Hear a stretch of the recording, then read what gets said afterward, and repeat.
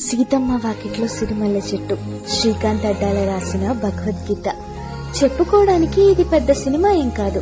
ఊహించలేని ట్విస్ట్లు, elevation scenes, high moments ఏముండవు. ఎందుకంటే ఇది సినిమా కాదు, ప్రతి మధ్య తరగతి ఇంట్లో జరిగే కథ. నలుగురితో నవ్వుతూ ఉండాలనే నాన్న, పిల్లలు సెటిల్ అయితే చూడాలనే అమ్మ, ఆ పిల్లల పెళ్లిళ్ళు చూడాలనే నానమ్మ, ఇంట్లో వాళ్ళ సంతోషం కోసం దేనికైనా ఒప్పుకునే చెల్లి, లైఫ్ లో సక్సెస్ అయ్యి ఆ ఇంటిని నవ్వు నుంచి దూరం చేయకూడదు అనే ఇద్దరు కొడుకులు, పుట్టిన ఇల్లు కాకపోయినా అత్తారింట్లో ఎప్పుడూ ఆనందంగా ఉండే సీత. వీళ్ళందరూ కలిసి నవ్వుతూ మాట్లాడుకుంటే ఎంత బాగుంటుందో చూపించారు. ఇంకా ఈ సినిమాకి ప్రాణం పోసింది మాత్రం సిరివెన్నెల గారు రాసిన పాటలు.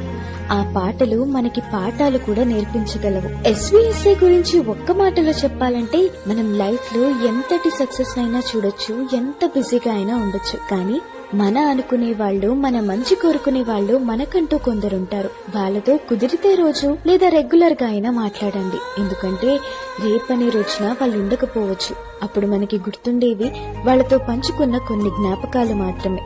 ఇది అడ్డాల బాబాయ్ మనకి చెప్పిన భగవద్గీత.